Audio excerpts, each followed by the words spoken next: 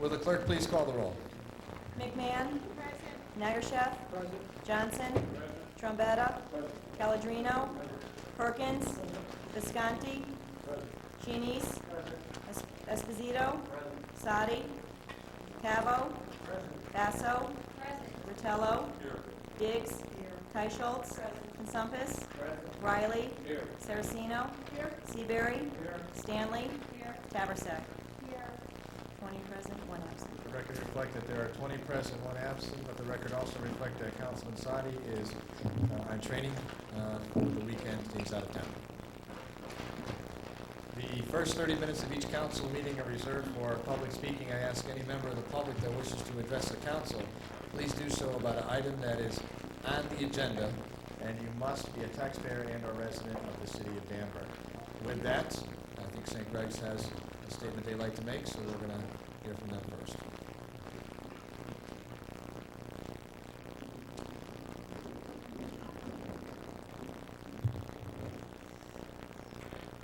My name is Catherine Sniffen. I'm a resident of the city of Danbury from St. Gregory the Great School.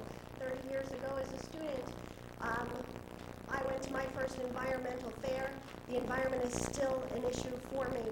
My students are learning about the greenhouse effect and the effect that all of our actions are having on the environment, and my students would like to talk to you a little bit about some of the things that they're learning. Item number 15 on the agenda has to do with the Clean Air Initiative, and we support this initiative because it's important for all of us. Good evening, Mayor Bounton and members of the council. Thank you for the opportunity to speak.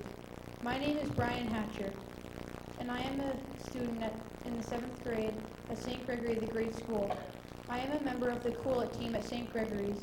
We are participating in a challenge that was offered to middle school and high school students in Connecticut to create and submit proposals to help stop global warming and reduce CO2 emissions. We plan to educate and motivate our school community and local community to make changes that will reduce our CO2 footprint on our environment. We support Mayor Bounton's proposal to increase the usage of clean power in Danbury. My name is Stephen Rivera, a member of the St. Gregory the Great School Cool team. The mayor would like the city of Danbury to be purchasing 20% of its energy from a clean source by the year 2010. One possible way of producing energy is by using the power of the sun. There is a proposal that has been made to the Connecticut Clean Energy Fund to install solar panels on the old Danbury landfill. These panels will cover 13 acres of land and will produce 1.5 megawatts of electricity. This is enough electricity to power 70 homes for every hour the sun is shining. I think this is a good way to provide electricity by using the natural resources without affecting the environment. Hello, I'm Con McCann, and I'm a member of the Cooler Challenge team of St. Gregory the Great School. Right now, we are trying our best to cut down on global warming through our school. We will be replacing our school's gym lights with more energy-efficient lights thanks to a generous donation from the Connecticut Energy Fund. Our current gym lights are old and use a lot of energy, and we hope that the new lights will use less energy. We are replacing our 18 400-watt high-bay lights with T-bay fluorescent lights. We will be saving over $2,300 per year, and we will release almost 1 million pounds less of CO2. Imagine what could happen if the whole city did this. Hopefully, the rest of the city will consider replacing lights and acting in other ways to stop global warming. Is that right for mayor anytime soon? Good evening. My name is David Lasco, and I am on the St. Gregory the Great Cool Challenge team. Global warming is one factor of human life that can actually damage our very existence.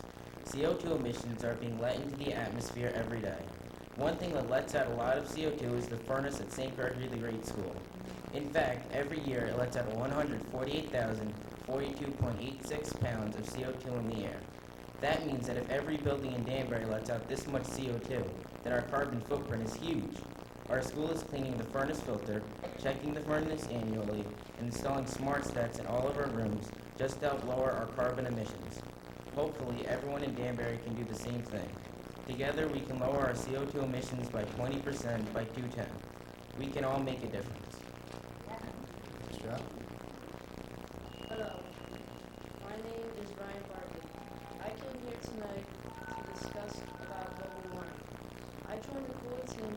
honestly, I wasn't sure about what we can all do together or what I can do alone to cut down on CO2.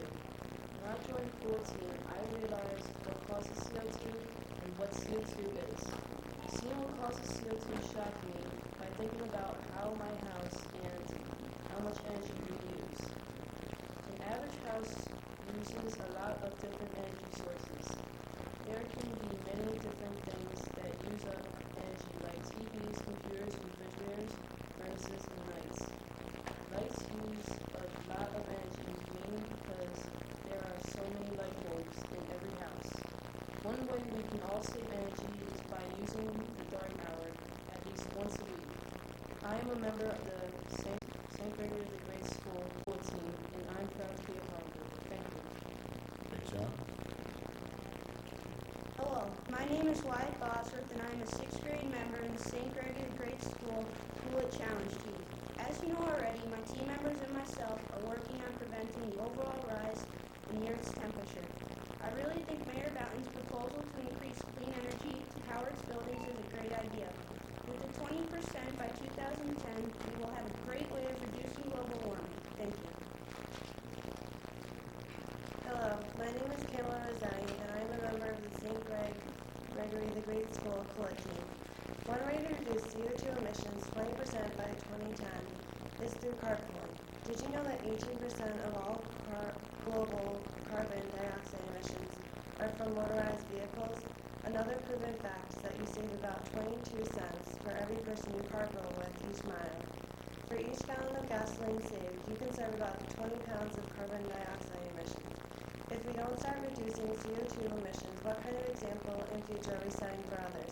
You as city officials can set the example for your neighbors, family, and other people you know. Please help us in our fight against global warming. Thank you. Hello, my name is Christy Colucci, and I'm another 6th grade member of the Cool It Challenge group. Our team is trying to prevent further global warming one step at a time. St. Gregory the Great School is trying to set an example for the city of Danbury. Our team is preparing to pass out tip sheets throughout the school on the day of the science fair. We are doing this so that the family of St. Greg's will learn about what we are doing and try to help and know how they can help. The Cool It Challenge team also sent out surveys throughout our school so we could learn more about the CO2 that is going into the air. Many parents volunteered to help us by either cleaning the furnace, changing the lights to more efficient lights, or by coming to the meetings to help us gather information. Every person who volunteers to help us is making a difference in our school and community. These things might seem like small changes, but we will set an example for others so that they will join us and try to save our Earth. Thank you. Good job. Hello, my name is Steven Strasser, and I'm a member of the Cool Challenge team. I am very concerned about the effect that global warming is having on our planet. Global warming is changing the Earth so slowly that it can easily ignored, but its damage cannot be. Our polar caps are melting, and the polar bear population is decreasing. The bears are slowly drowning because the pack ice is melting, and the bears have nowhere to live. My challenge as a Cool member is to spread the word about these damaging effects. I try my best to be aware of the things that I can do to help. Turning off lights, dressing warmer, not using the TV during weeks are all things that I can do to reduce my carbon footprint. I really enjoy skiing at Lake Louise every winter. I hope that hundreds of children in centuries to come can enjoy skiing there too. Thank you. Hello, my name is Nicholas Carlson, and I am a member of the St. Gregory the Great Cool It Challenge team. I believe that by joining 20% by 2010, we will not only save energy, but help save our world. In the summer of 2005, I visited Alaska and saw glaciers and the many animals that inhabit them. I care for these animals and would not want them to be harmed by human activity. I have heard that many glaciers have been melting around the world recently. Last summer, I visited India, where my dad works. I visited the Taj Mahal in Agra, where it is usually very hot. But when we went there, the temperature reached an abnormal high of 115 degrees Fahrenheit. I saw the movie An Inconvenient Truth, and as the movie illustrated, the cities in eastern India could be totally covered up in water in a couple of years because of the sea level rising as a result of the glaciers melting.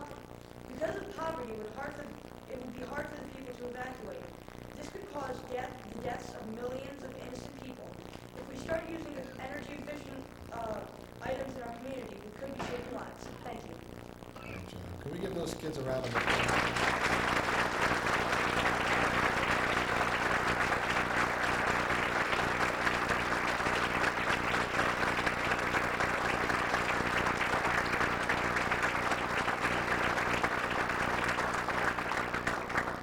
Thank you for your participation, and Mrs. Smith, and congratulations on a wonderful class, and keep up the good work at St. Gregory's.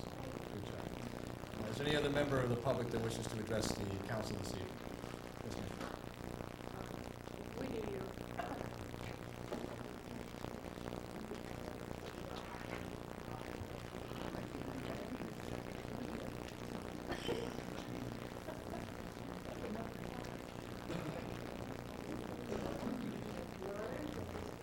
Ma'am, just your name and address for the record.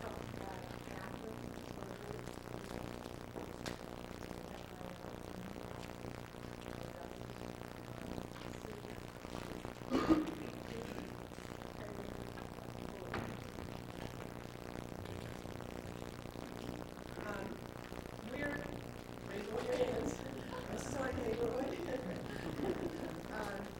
We're a total of 18 families. We're here to address item number 29. I think it's important for and members of council to know that 18 families live on the streets in question. None of us, either individually or collectively, own the roads that we live on. The road going from Boulevard upward is a steep hill. It's the bottom of the hill, and the bottom half of it is at about 180 degrees. It faces north. That's the problem. When it snows, it turns to ice, and it doesn't melt because there's no summer. The consequences is extremely, extremely dangerous. The school buses do not go up that street. The children range from, well, we have one baby that's going to be one, and people go all the way up to 90 years old. There's no way down the hill except walking for the children, standing at the bottom of the hill, waiting for the bus. One of our members, Tom, was at the bottom of the hill with his car and his water. When a car came down the hill, totally lost control. I mean, the person wasn't going fast or anything. He grabbed the children, put them in the car, or else they were going to get. That's our problem. We're not asking for a street. We're not only asking is please plow and sand our dangerous, dangerous streets. That's all we are asking. Yep. Anybody else? Come here. Thank you. Thank you, Jeff.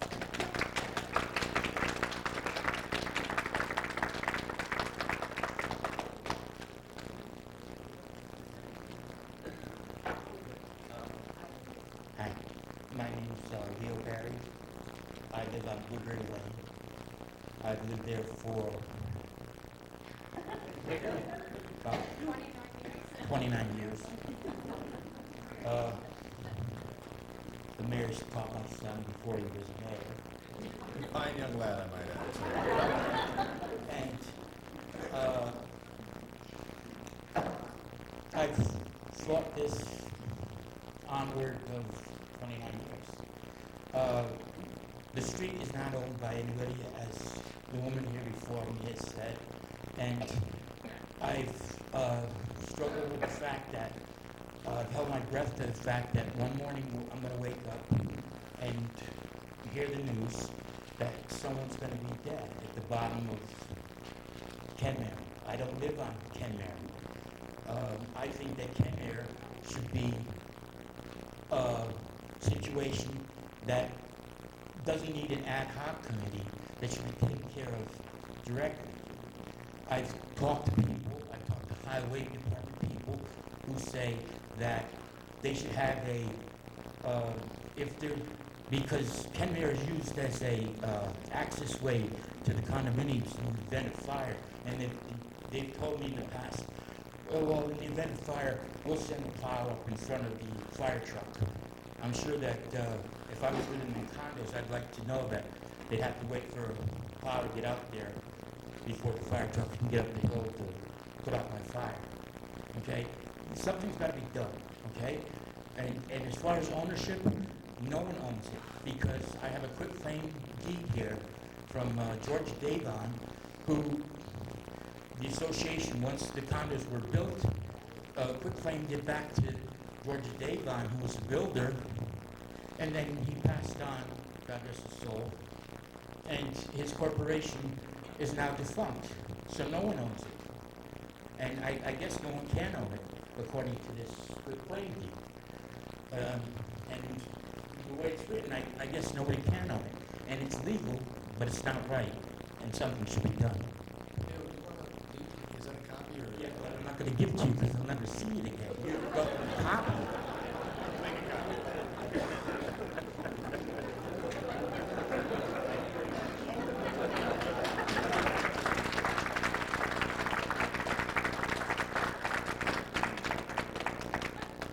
Anybody else like to discuss our copying procedures here? Nancy, my name is Jared Borcat. I live on Huckleberry Lane. And first of all, thank you for the opportunity to address you. But I just wanted to relay a personal story that, that is a very, very dangerous area where I personally have almost run children over. I'm a very good driver, have a stellar driving record, and yet going down that hill, no matter how slowly you go, sometimes you cannot control the car. Last year, my wife, whom I think is back there, 6 months pregnant and couldn't get up the hill. So she had to get out of her car and was not able to get any assistance in terms of getting up the hill and eventually, had to walk up the hill. And by the time she got back to the car, this was at the time when I was out of town, she had realized that one of the plows had come along, I guess, 10 year and basically snowed the car in. So not a very good situation. And had it been plowed or had there been sand, on the roads, she would have been able to get up there. So it's not only a safety hazard for the people standing at the bottom, but also for those who are traveling.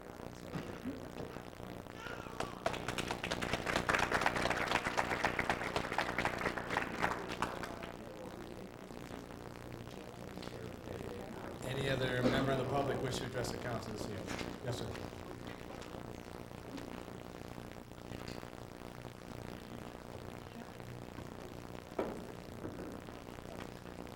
Hello, everyone. My name is Pearl Pacific. I live on 6 Blueberry Lane. I've lived in Danbury for 5 years. I've always lived in Bethel, and I love Danbury. And I go up and down that hill. And I have to go to doctors every week, and that hill is very bad. My son and I, coming up the hill, we went sideways down the hill. A car almost flipped over. And believe me, it's really bad. My brother-in-law and I have been buying sand, salt, which isn't right because we don't own the road. And we've been putting salt down there, and we just can't keep it up. It gets very expensive, and we would appreciate somebody's help. And if I can also say something else, we live on Blueberry Lane. There are 3 Blueberry Lanes in Danbury. Now I know that is another issue, but something needs to be done because when my husband had died last year, and I called and I said I live on 6 Blueberry Lane off of Kenner Boulevard, and they knew exactly where to come. But you have to say that because there's 2 other Blueberry Lanes, and we're getting everybody's mail. My son has to run packages over to other Blueberry Lanes, and it's just not right. So if you can please do something about it, we would all love it. Thank you very much.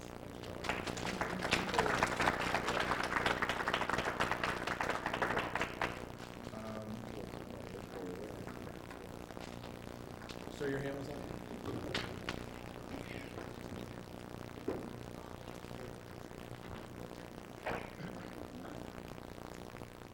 My name is Charles Madare. I live on 8 Blueberry Lane. That's Maddare.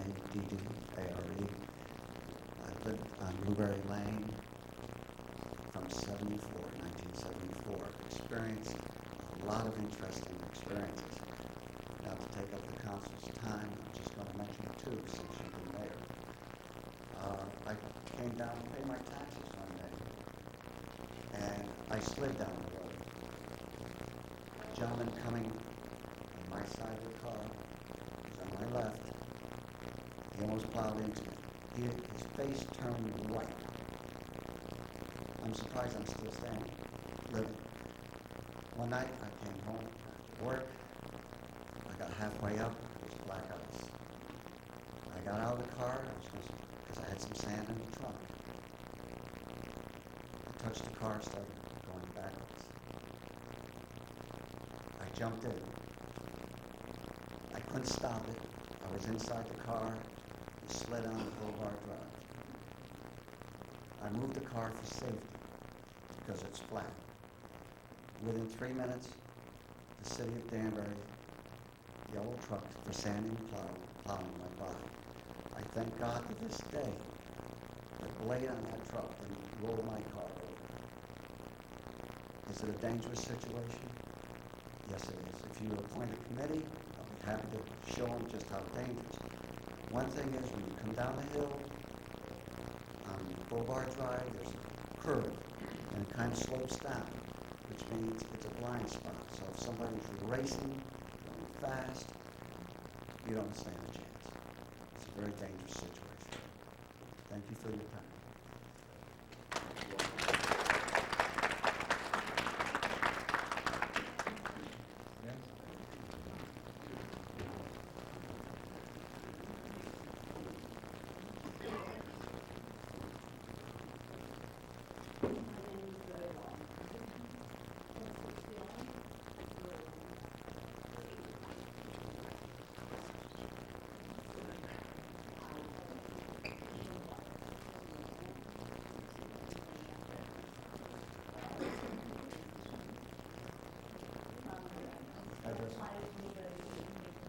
I live in 5 Blueberry Lane, and I have 2 small children.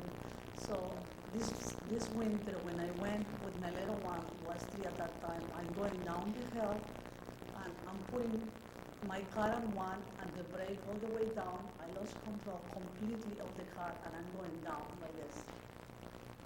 So my point is, at the same time that the plowing problem and cleaning the roads is a problem for us because we live in that street, is another issue.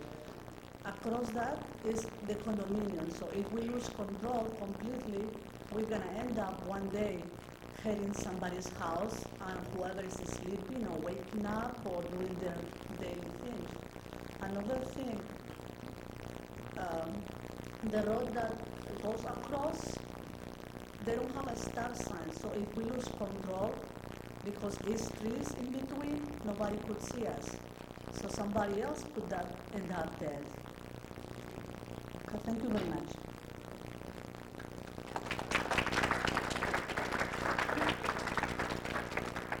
Any other folks from the Kenmare area want to address the council? Mrs. Wall? Okay, Joe, sir.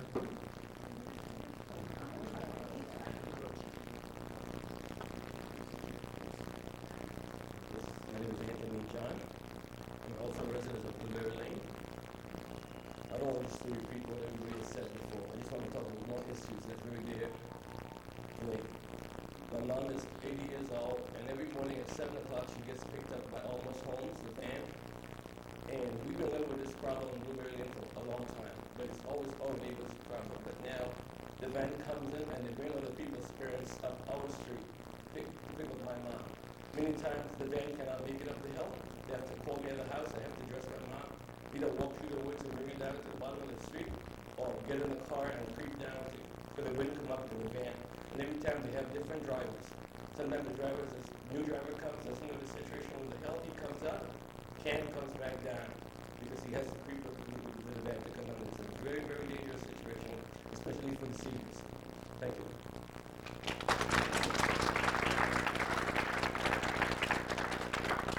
Thank you, Mrs. Wall.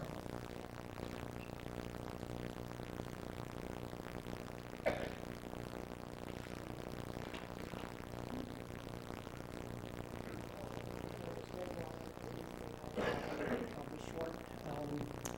I wanted to talk to you about item number 14, which is the senior program for the energy assistance program, which I think is excellent, and I hope you go forward with it in order to help the seniors. I think it's a wonderful idea. And the other item is number 33, which deals with the ad hoc committee for the unit to allow them to issue tickets for parking. Any inner city neighborhood is full of cars parking in the wrong places. And if you allow someone else besides just police officers to ticket, I think that would be wonderful, or zoning who are not on at night. Most of the cars parking are in the middle of the night. You can't get up and down the streets. Plows have trouble getting up and down the streets. And if we can get some tickets and wake people up to what's going on, I think that's wonderful. And I want to thank you all for your speech. I have already changed all my links to the rest. Thank you.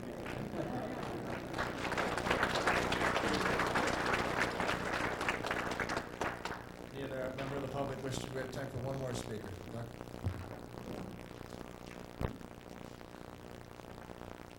My name is John Woodruff, WOODRUFF, I'm at 9 Madison Avenue in Danbury. Speak about number 51 on the agenda, which is, a parade. It's an ad hoc committee regarding a parade ordinance. And the first thing I'd like to point out, both on the ad hoc report and I think in the agenda for tonight's meeting, the first one is only a parade ordinance, which I think is somewhat misleading following. It doesn't just cover parades, it covers parades and public assemblies. And there's a lot of language in this if you're not familiar with it. I'd like to acknowledge the fact first the ad hoc committee's met a few times, done some work that I've been trying to follow as far as revising things. So I do want to acknowledge that. Having said that, I'm here as both a United States citizen and also as an active, involved member of my union. So having talked about that, I think this still needs more work before this is ready to go to a public hearing. For people that are not familiar, it covers public assemblies as well as parades, people more than 25 persons, picket lines, rallies, and no public assembly at all will be allowed without a permit. Now, if we recall, and Mr. Mayor, I'm sure you know, Congress should make no law abridging the right of people to peaceably assemble. I think this abridges our rights as citizens, so I'd like that to be looked at and addressed. And also, as a union member, we've used this right before. I worked for and represent custodians in the Board of Ed, and we were faced with a job cut. Union brother was put out of work. We rallied around City Hall, which some of the council people and the mayor attended. Our sisters and brothers in the police department, when they had trouble coming to terms with a contract, they picketed around City Hall. We joined them proudly in that. In that case in particular, I think it would be problematical for those sisters and brothers in the police department to apply to the police chief, and I'm not sure the police chief would want them to have to apply. And for him to make a decision on whether or not that involves their right, their First Amendment rights to free speech. And also sisters and brothers that I work very closely with in our local teachers union, NEA, again, Mr. Mayor, proud member of it, use that around their Keep the Promise rallies, all right, to get the proper funding from our state government to make sure that they have an adequate retirement. So there's a lot of issues there that still need to be addressed. To my way of thinking, the cleanest way to do it, and just so, I've talked to a lot of people about this.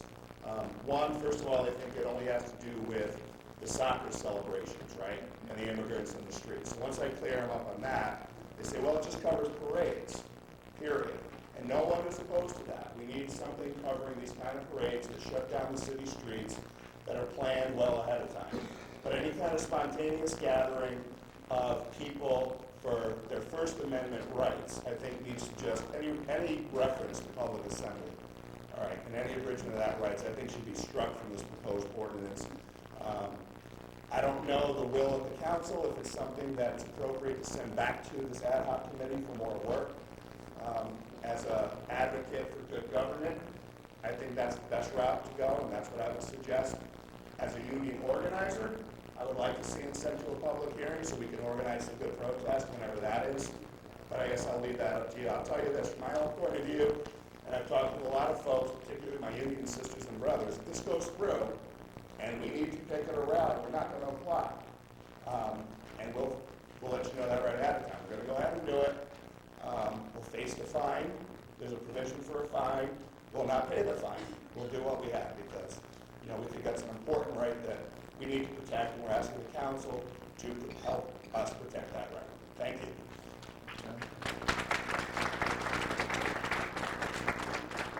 That concludes the public speaking portion of our meeting this evening.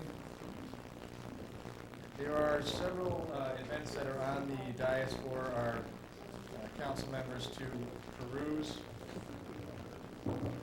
There are actually a couple of birthdays and wedding anniversaries. February 1st was Joe Cabo's birthday. Congratulations, Mr. President. Happy birthday to you.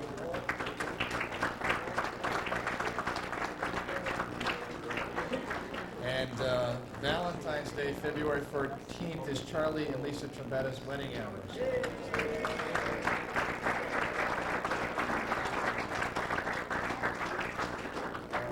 In addition to that, there's some other events that are listed on the calendar. Specifically, remember the main ceremony is at the corner of West and Division Streets at 7 p.m. City offices will be closed on both February 12th and February 19th and on our President's Day. There also will be a 25th anniversary Melody Hallis Memorial Service. That's a new Mass at St. Peter's Church. We'd like to get as much attendance from the council at that Mass as we can. And then a service at 2 p.m. at the Fire Department headquarters.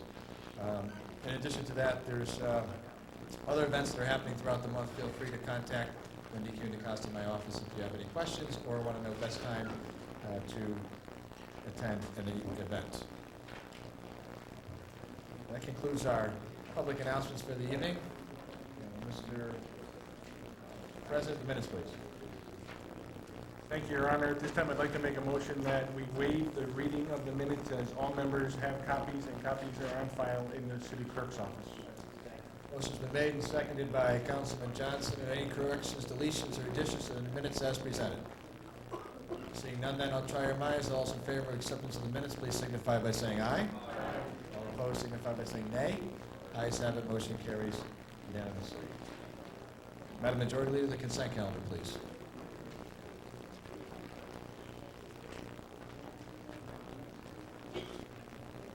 Thank you, Your Honor.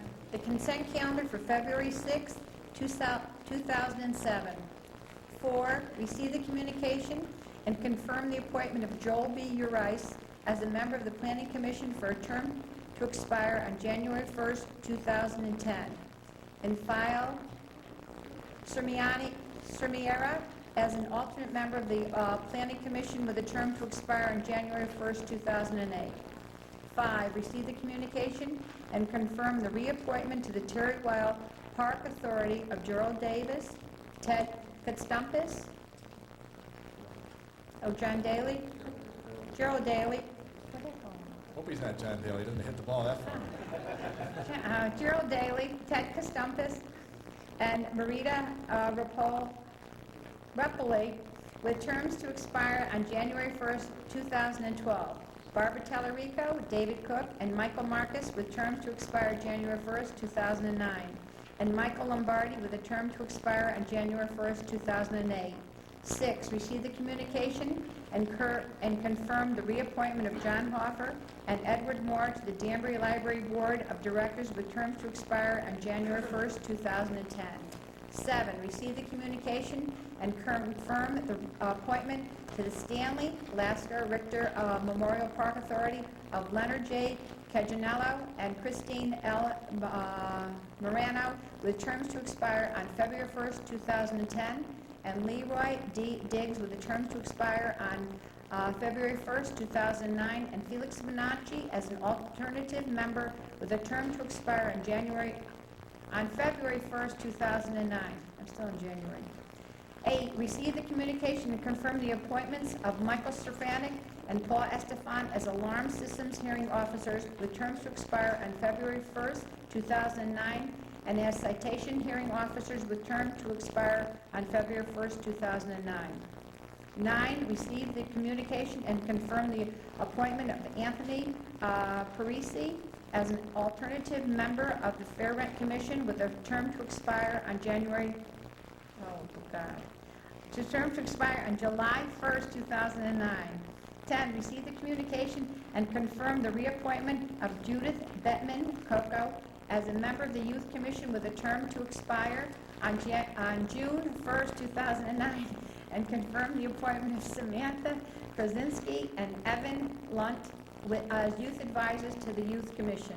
11, receive the communication and approve the funding of professional services required to complete the preliminary tasks related to the update of the Plan of Conservation and Development in the amount of $40,000 pending certification from the Director of Finance.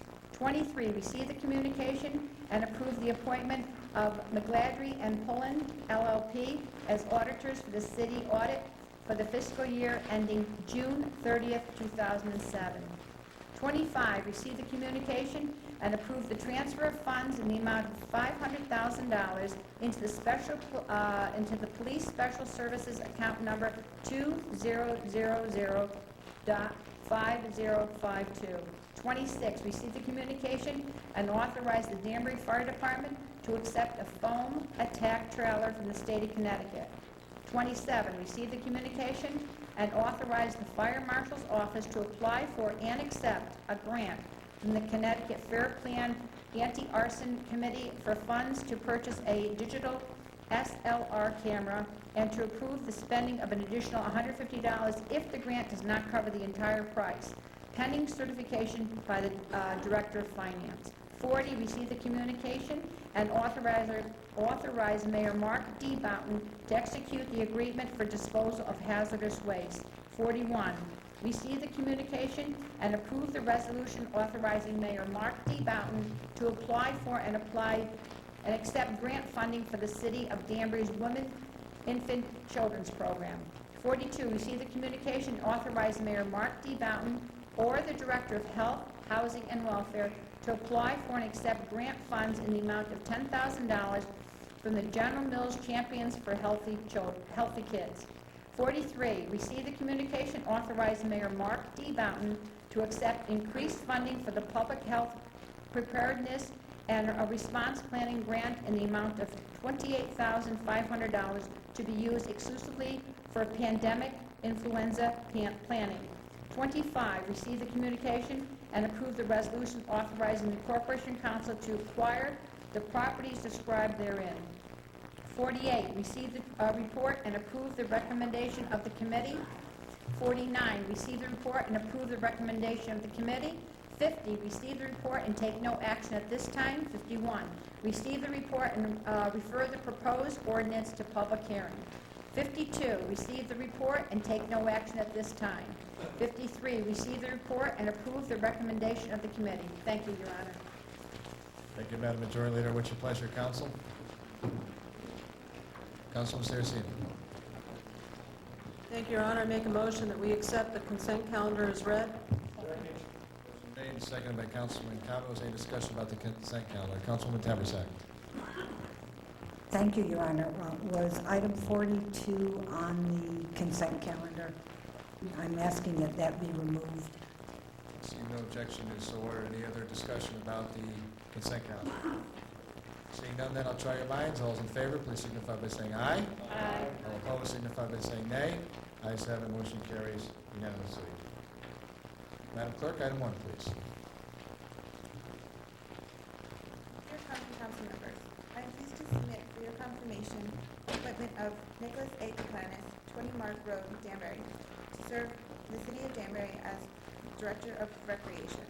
Nick is a native of Danbury with a long history of community service in youth sports and a tireless advocate for recreational opportunities in Danbury.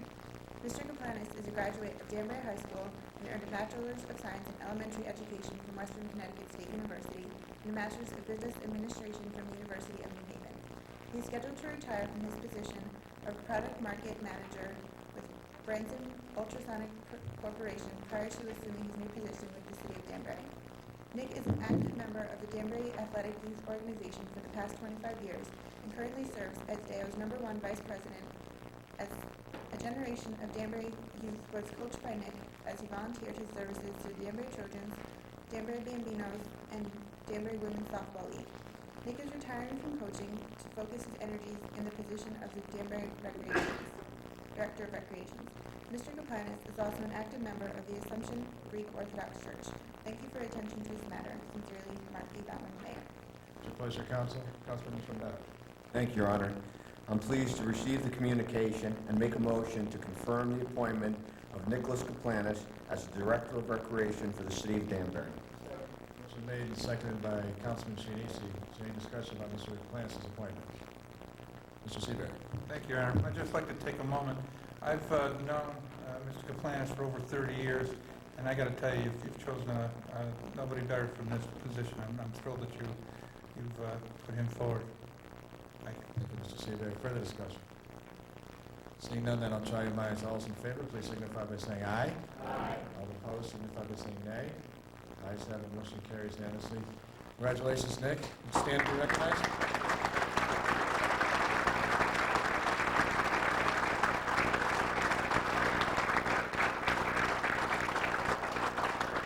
Nick's start date will be first week in March, although we're going to give him a bunch of work in February already. So Antonio and I have a long list of things that we want to get cracking on. So Nick, we look forward to working with you, and God bless you as you start your career in the city of Danbury. So, Madam Clerk, item 2, please.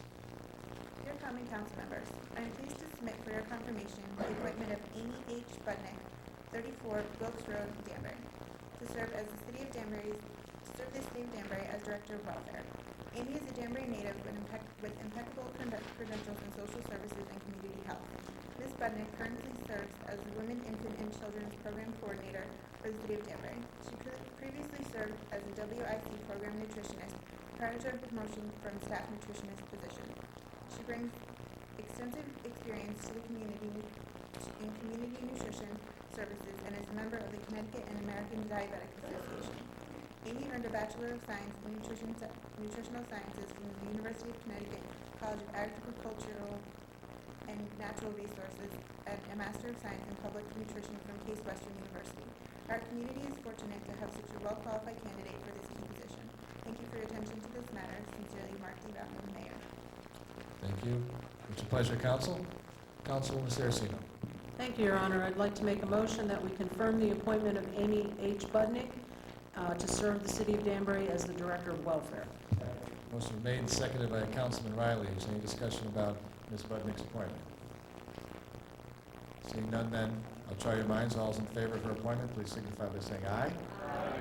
All opposed, signify by saying nay. Motion passes 19-1. Amy, congratulations.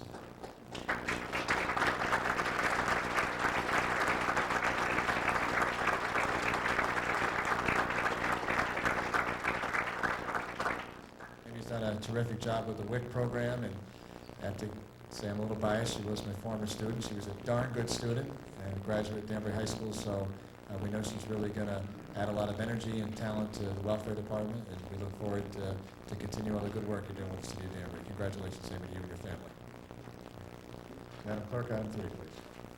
Dear common council members, I am pleased to submit for your confirmation the appointment of Lieutenant Mark Amasta, 16 Driftway Point Road in Danbury, to the position of Drill Master of the Danbury Fire Department. Lieutenant Amasta is a Danbury native and joined the Danbury Fire Department in October 1985 after serving 5 years as a firefighter in Wilton. Mark was promoted to lieutenant in June 1999. Lieutenant Amasta lives with his wife Valerie and daughter Kristen. Mark earned an associate's degree from Western Connecticut State University, a Bachelor of Arts degree from SUNY New Paltz, and is a certified EMT 4. Lieutenant Amasta is an active member and volunteer of St. Paul's Church and the Sokol Club. I am pleased to submit for your confirmation the appointment of What's your pleasure, Counsel? Councilman Johnson. Thank you, Your Honor. It gives me great pleasure to make the motion to receive the communication and confirm the appointment of Lieutenant Marco Massa to Drill Master in the Danbury Fire Department. Motion made and seconded by Councilman Cabo. Any discussion about Lieutenant Master's promotion to Drill Master? Anybody want to use him at all? No? Seeing, we'll talk later. Seeing none, then I'll try your minds on his appointment. All those in favor, please signify by saying aye. Aye. Opposed, signify by saying nay. Ayes have it, motion carries unanimously. Mark, congratulations.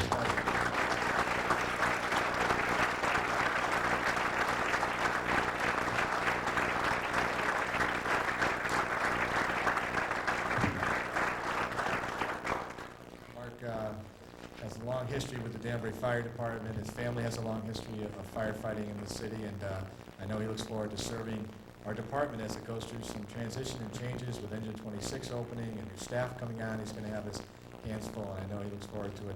Mark, you want to introduce your family? Your family? My wife, Valerie. Our daughter is at ski race in Huntington for Danbury High. Probably freezing. My mom's dodging hurricanes down in Florida right now. And that's it. My current chief, Assistant Chief Steve Williams, who's largely responsible for me taking the promotion over there. I finally had to take an exam that he wasn't taking. That's good. It's always good competition. All my brother. Valerie, thank you.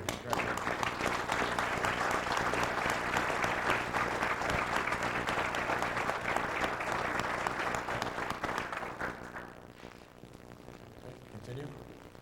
I'm pleased to submit for your confirmation the appointment of firefighter Mark L. Miguel, 6 Rockwood Lane, Danbury, to the position of lieutenant of the Danbury Fire Department. Mark is a Danbury native and a graduate of Henry Abbott Technical School. He served in the U.S. Navy Seabees and joined the Danbury Fire Department in January 1996. A former volunteer firefighter, Citizen Hose Company No. 6, Mark has received 2 unit citations, 2 awards for merit, and an honorable service award. Firefighter Miguel is a member of the St. Paul's Church and serves as a volunteer in the Mary Cares and coaches youth basketball. Mark lives with his wife Linda and their 3 children, Ryan, Carissa, and Joey. Thank you for your attention to this matter. Sincerely, Mark D. Mountain, Mayor. Mrs. Stanley? Thank you, Your Honor. I'm excited and honored to make the motion to receive the communication and confirm the appointment of firefighter Mark Miguel to the position of lieutenant for the city of Danbury. Congratulations. Motion made and seconded by Councilwoman Basso. Any discussion about Mark Miguel's promotion to lieutenant? I don't see too much. Cabo was ready with something, but I wasn't sure about that. Seeing none, then I'll try your minds. All those in favor, please signify by saying aye. Aye. Opposed, signify by saying nay. Ayes have it, motion carries unanimously. Mark, congratulations.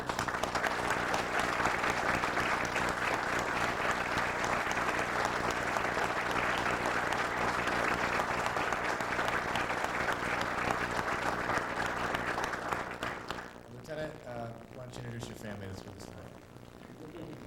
I brought with me my wife Linda, my son Ryan, my son Joey, my daughter Carissa, my grandmother Vivian, and my in-laws, Barbara, George Reese, and then all my brothers are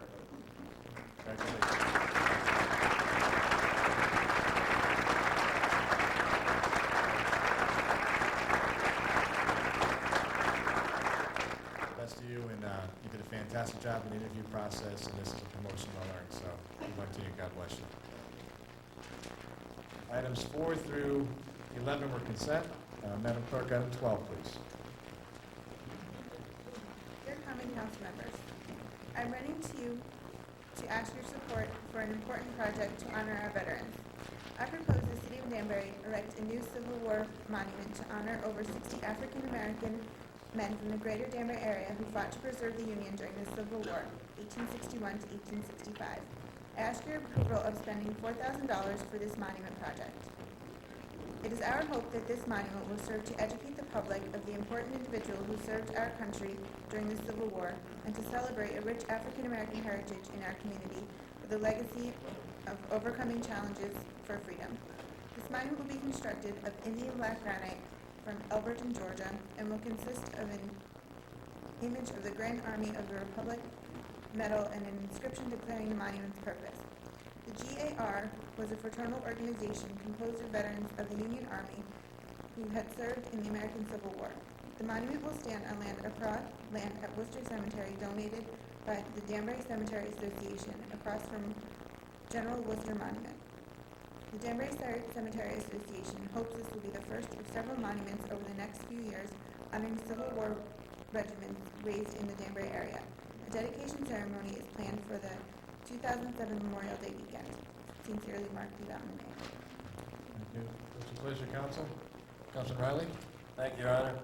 I'd like to make a motion to receive the item number 12, receive the communication and approve the funding of $4,000 toward the building of the African American Civil War Monument, pending certification by the Director of Finance. Thank you. Motion made and seconded by Councilman Johnson. Is there any discussion about this initiative? Mr. Riley. Thank you, Your Honor, again. Yeah, it's most appropriate that this item regarding a monument for those African Americans that served so honorably during the Civil War should come to vote during this month of February, that is traditionally African American History Month. The first African American regiment was formed in Massachusetts around late 1863. That was the 54th Massachusetts Regiment.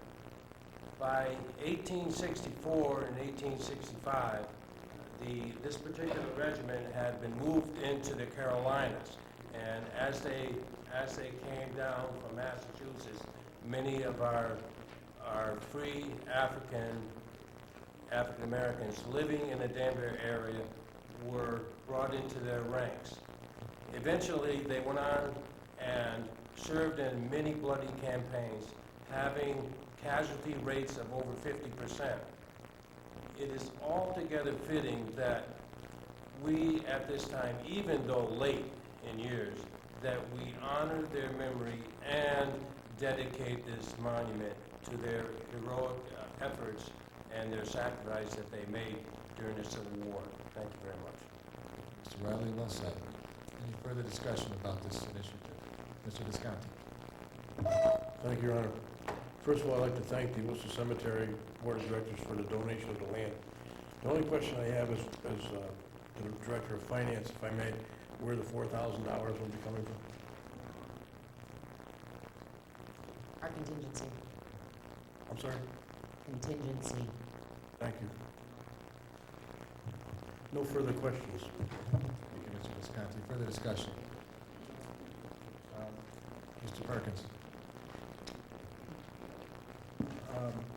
Outside of the donation of the Danbury Cemetery Association, is there any particular reason why this monument can't be located at the Memorial Center?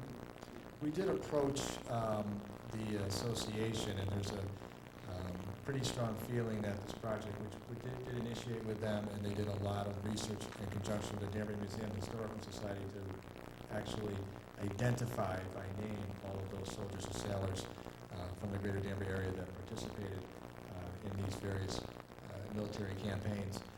They felt very strongly that it be located at Worcester Cemetery for a variety of reasons. One, there are a number of soldiers who are laid to rest there who are listed on the monument.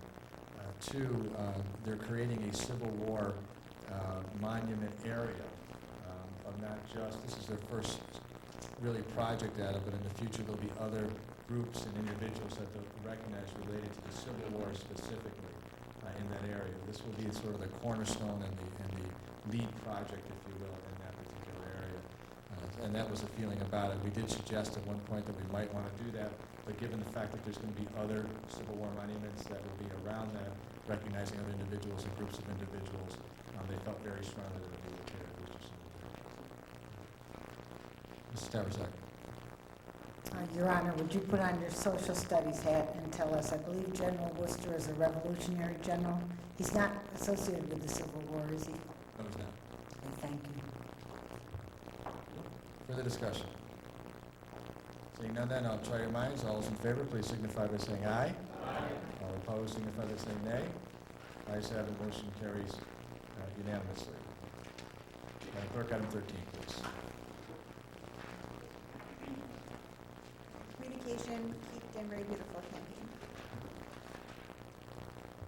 Pleasure, Council. Councilwoman Teicholz, it's good to see you back. You're looking sharp. Good to be back.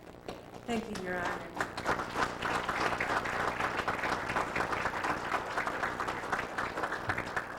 I'd like to refer this to an ad hoc committee with the Department of Public Works, Corporation Council, a representative from the Mayor's Office, and a representative from the union.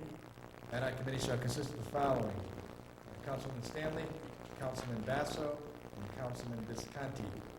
Madam Clerk, item 14, please. Communication, request for ad hoc committee, Senior Energy Assistance Program. Your pleasure, council. Councilman McMahon. Thank you, Your Honor. I'd like to refer this to an ad hoc committee with Corporation Counsel, the Director of Finance, and the Tax Collector. Ad hoc committee shall consist of the following: Councilman Trombetta, Councilman Negrishev, and Councilman Perkins.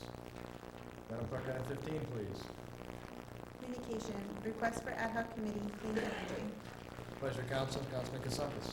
Thank you, Your Honor. I'd like to refer this to an ad hoc committee consisting of the Superintendent of Public Buildings, Director of Finance, and Corporation Counsel. Ad hoc committee shall consist of the following: Councilman Negrishev, Councilman Calandrino, and Councilman Esposito. Madam Clerk, item 16, please. Request to accept donation. I request permission to accept the donation of a conference table, 12 chairs, and a blackboard from Union Savings Bank. Union Savings Bank has declared these items surplus and wishes them to go to a government agency. We will use them to replace a 35-year-old equipment presently in our conference room. Alan D. Baker, Chief of Police. It's your pleasure, council. It's your pleasure, council. Councilman Johnson. Yep. Councilman Johnson. Yep. I'd like to make a motion that we receive the communication and accept the donation and send a letter of thanks. Motion made and seconded by Councilman Cavanaugh. Is there any discussion about the donation? Seeing none, then I'll try your minds. All those in favor, please signify by saying aye. All opposed, signify by saying nay. Ayes have it, motion carries unanimously. Madam Clerk, item 17, please. Request to accept donation. Permission is requested to accept a donation of $500 from one of the DARE 5th grade classes at the Great Plains School for a purchase of a ballistic vest and related equipment for Police Officer Antonelli's K-9 Britta. The students raised the money so that Britta could have protective gear while working in the field. Alan D. Baker, Police Chief. Pleasure, council. Councilman Cavanaugh. Thank you, Your Honor. This time I'd like to make a motion that we receive the communication and accept the generous donation from the DARE 5th grade class at Great Plains School and send the appropriate letters of thanks. Motion made and seconded by Councilman McMahon. Is there any discussion about the donation? Seeing none, then I'll try your minds. All those in favor, please signify by saying aye. Aye. All opposed, signify by saying nay. Ayes have it, motion carries unanimously. Madam Clerk, item 19. Donation of Excuse me, item 18, please. Donation of furniture from Dow Chemical Union Carbide. Dear Mayor Boughton and members of the Common Council, the Public Buildings Department has received a donation from Dow Chemical Union Carbide of Danbury, Connecticut. This donation consists of various desks, chairs, file cabinets, and conference tables. These items will be used in city buildings based upon need. I request this generous donation be accepted at the next Common Council meeting. Pleasure, council. Councilman Negrishev. Thank you, Your Honor. I'd like to make a motion to receive this communication, accept the generous donation of the furniture, and send a appropriate letter. Motion made and seconded by Councilman Chinese. Sure. Okay. Any discussion about the donation? Sounded like that. Seeing none, I'll try your minds. All those in favor, please signify by saying aye. Aye. All opposed, signify by saying nay. Ayes have it, motion carries unanimously. Madam Clerk, item 19, please. Dear Mayor Boughton, the Danbury Library has received a donation from Dale W. Brown, 116 Logging Road in Danbury, in the amount of $100.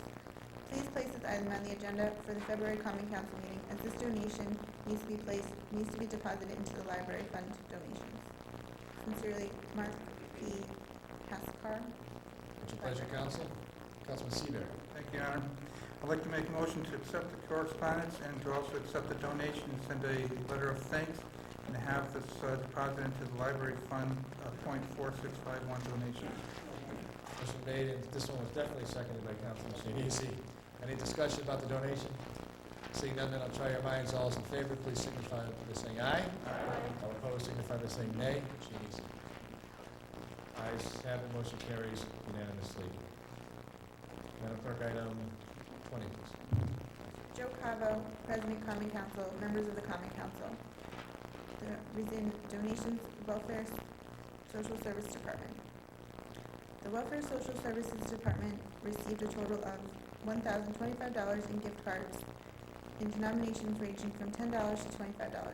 The gift cards were to various local businesses in the community, such as pharmacies, gas stations, clothing stores, as well as large food marts, not to mention stores in the mall.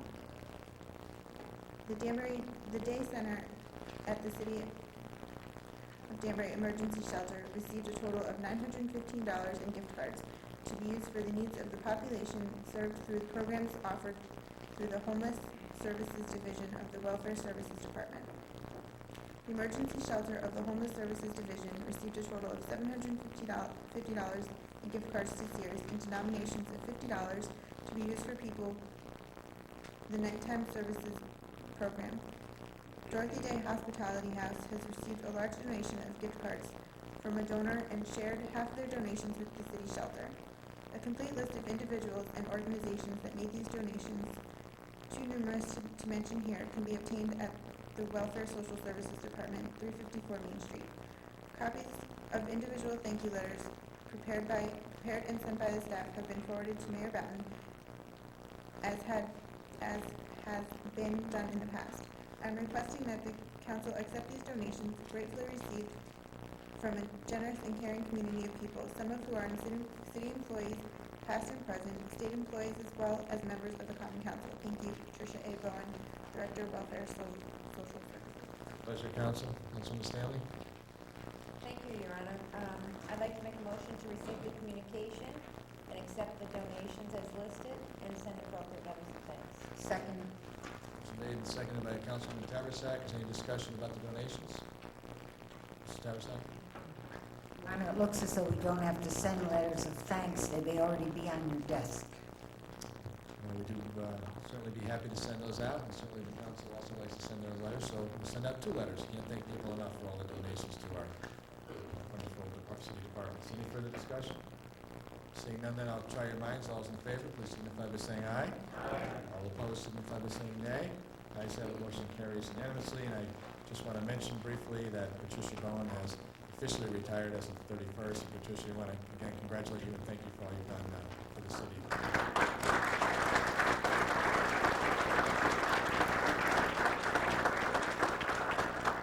We had a very good party the other night. Yes. Madam Clerk, item 21, please. Donations from Berryhill Ingelheim. Pursuant to the attached correspondence from Berryhill Ingelheim, I am requesting that the Common Council accept the donation of $911 and appropriate the funds as follows. Fire Department, lease equipment, $455.50. Police Department, office supplies, $455.50. Pleasure, Council. Mr. Kasumpis. Thank you, Your Honor. I'd like to make a motion to receive the communication and accept the donation of $911 from Berryhill. Motion made and seconded by Councilwoman Diggs. Was that Councilwoman Teicholz? Councilwoman Teicholz, any discussion about the donation? Mr. Tarasak? Thank you, Your Honor. Really a point of information, it's like the wheels have fallen off the bus since Jean Natale's been injured, but I didn't have any correspondence from Bolinder Engelheim that this donation refers to. Is it not in the packet? I'm not sure if it is. This is the 9/11 ceremony. Generally, we don't put the backup for it. This is the officers and firefighters. I'm simply pointing out, it says pursuant to the attached correspondence from Bolinder Engelheim. And that without Jean, we need to really make sure everything that needs to be in the packet gets in there. Thank you, Councilwoman. We'll check into that. Any further discussion? Seeing none, then I'll try your minds. All those in favor, please signify by saying aye. All opposed, signify by saying nay. Ayes have it, motion carries unanimously. Madam Clerk, item 22, please.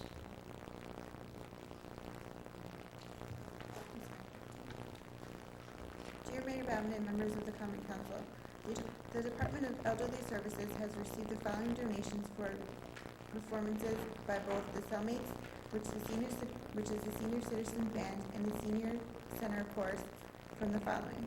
The Danbury Common Tenants Organization, $25. The Gardens, $25. Candlewood Valley Health and Rehab, $25. Danbury Healthcare, $25. Please accept these donations and transfer the above $100 into line item 5002-5601 office supplies. Also, Girl Scout Troop 826, under the leadership of Sharon Lowey and Joanne Phelan, donated 88 boxes of Girl Scout cookies to Elmwood Hall, valued at $308. We are grateful for this donation and ask that the council accept it at its meeting today. Thank you. Respectfully, Susan M. Tomino, Director of Elderly Services. Pleasure, council. Councilwoman Basso. Yes, Your Honor. Okay, I'd like to receive the communication, accept the donation of $100 to be put into a line item 5002-5601 for office supplies. And I'd also like to accept the donation of 88 boxes of Girl Scout cookies from Girl Scout Troop 826 and send the appropriate letters of thank you. Motion made and seconded by Councilman Negocius. Any discussion about the donation to the senior center? Seeing none, I'll try your minds. All those in favor, please signify by saying aye. All opposed, signify by saying nay. Ayes have it, motion carries unanimously. Item 23 was on consent. Madam Clerk, item 24, please. Communication, certification of funds, Dream Homes Community Center. Pleasure, council. Councilman Saraceno. Thank you, Your Honor. I'd like to refer this to an ad hoc committee with Corporation Counsel, Director of Finance and Personnel, the chairperson of the Task Force on Homelessness, Ms. Diane Yaman, and a representative from Dream Homes. Ad hoc committee shall consist of the following: Councilwoman Saraceno, Councilman Teicholz, and Councilman Perkins. Items 25 through 27 were consent. Item 28 was withdrawn. Madam Clerk, item 29, please. Communication, accepted of Kenmere Boulevard, Huckleberry Lane, and Blueberry Lane as city roads. Pleasure, council. Councilman Diggs. Thank you, Your Honor. I'd like to make a referral to send to an ad hoc committee with Director of Planning, Department of Public Works, and a report from Planning. Ad hoc committee shall consist of the following: Councilman Seabury, Councilman Johnson, and Councilman Sadi. A point of information, Your Honor, regarding item number 29. The purpose, again, the request for item number 29 is for to authorize Corporation Counsel to look into this matter, not for an ad hoc committee. So my information is what would the ad hoc committee be doing? At this point, that will be a discussion for the ad hoc committee to take up, but I just want to remind you of our code of ordinances. I think it's section 25, that any member except by unanimous consent can refer an item to ad hoc committee. It's been referred, it's been appointed, so we'll move on to the next item. Certainly. We'll make an application to Corporation Counsel and put it in that at the end. Item 30. Communication, request for ad hoc committee, 10-year plan to end homelessness. Pleasure, council. Councilman Riley. Thank you, Your Honor. I'd like to make a motion to send item 30 to an ad hoc committee, including Director of Finance, Corporation Counsel, probate judge, Representative Greenhouse Homes, Representative Housing Partnership, Director, and the Director of Health and Housing and Welfare Departments. Thank you. And our committee shall consist of the following: Councilman Saraceno, Councilman Teicholz, Councilman Perkins. Madam Clerk, item 31, please. Communication, request for ad hoc committee, sewer and water connection fees. It's your pleasure, council. Thank you, Your Honor. Move to send this to the ad hoc committee, Director of Public Works, Director of Finance, Corporation Counsel, and Director of Probate. Ad hoc committee shall consist of the following: Councilman Saraceno, Councilwoman Teicholz, Councilman Perkins. Madam Clerk, item 32, please. Communication, request for ad hoc committee, amend Charles Ives Authority. Pleasure, council. Councilman Bell. Thank you, Your Honor. I'd like to receive the communication and request an ad hoc committee with Corporation Counsel. Ad hoc committee shall consist of the following: Councilman Cassumpus, Councilwoman Diggs, Councilman Lotella. Madam Clerk, item 33, please. Communication, request for ad hoc committee, illegally parked cars. Pleasure, council. Councilman McMahon. Thank you, Your Honor. I'd like to refer this to Corporation Counsel for 30-day report. No objection, so ordered. Item 34. Please, Supervisor. Well, I have a question on number 33. I'd like to send that to an ad hoc committee as presented in the request with Corporation Counsel along with a 30-day report.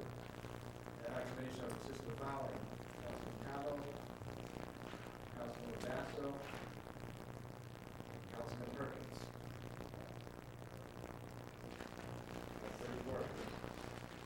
Communication, request for ad hoc committee, first night, Danbury, 2007. Pleasure, council. Councilman Biggs? Thank you, Your Honor. I want to make the referral to send to an ad hoc committee with Director of Finance and representatives from City Center. Ad hoc committee shall consist of the following: Councilman Biggs, Councilman Casares, Councilman O'Connell. 35, please. Communication, rescind BRT tax assessment deferral, Crosby Street. Thank you, Your Honor. I'd like to refer this to the appropriate council for a Thursday report. No objection, so ordered. 36, please. Communication, request for impact statements. Pleasure, council. Councilwoman Stanton. Thank you, Your Honor. I'd like to make a motion to send this to the planning director for a 30-day report. No objection, so ordered. Councilman Sheen. Thank you, Your Honor. I'd like to make a motion on that to actually send this to the mayor's office for implementation and not to the planning commission for a report. The motion is out of order, Mr. Sheen. Item 37, please. WIC Communities easement over property, City of Danbury. Dear Mr. Cabo, please be advised I represent WIC Communities Incorporated. With respect to certain portions of the development known as the Rivington at the Reserve, the City of Danbury is the owner of a 13.125 acre of land located on the corner of Old Ridgebury Road and Reserve Road, which is a parcel originally was part of the complex, but was conveyed to the city. Currently located on the city property are 3 electrical switches. These switching mechanisms will be part of the overall electrical distribution system within the reserve. Connecticut Light and Power Company is requiring that an easement be created around the electrical switching mechanisms and said easement to be transferred to CLMP. WIC Communities, Inc. hereby requests that the City of Danbury execute an easement over the portion of the property shown on the attached maps. Thank you for your consideration. Very truly yours, Paul N. Jaber. Thank you, Your Honor. Pending a positive recommendation from planning, I'd like to make a motion to receive the communication and grant the easement as requested.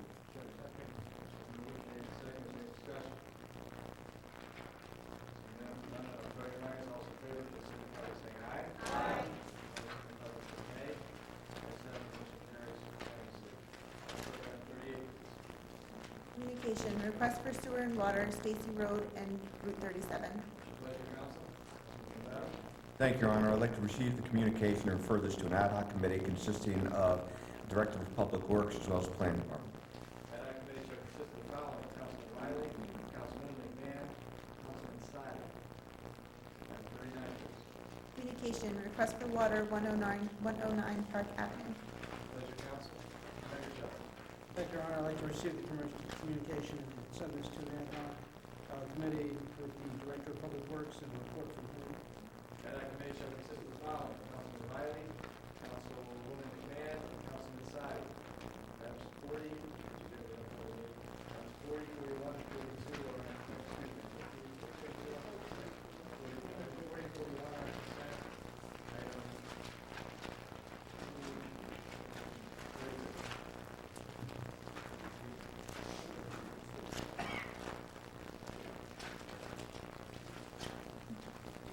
Attached for your review is a resolution that would allow the City of Danbury Health, Housing, and Welfare Department to apply for a competitive grant from the General Mills Corporation.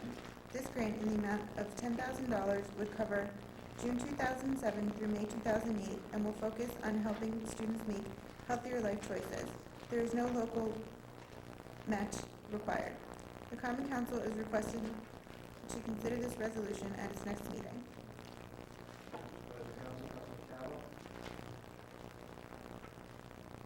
Thank you, Your Honor. At this time, I'd like to make a motion that we receive the communication, adopt the resolution authorizing Mayor Mark D. Boughton or the Director of the Health, Housing, and Welfare to apply for and accept grant funds in the amount of $10,000 from the General Mills Champions for Healthy Kids. Seconded by Councilman Basso. Any discussion? Thank you, Your Honor. Question through you to whoever might be able to answer it. Was the Danbury Board of Education, were the Danbury Public Schools involved in considering this particular grant application? Is it done with their knowledge, their agreement, their support?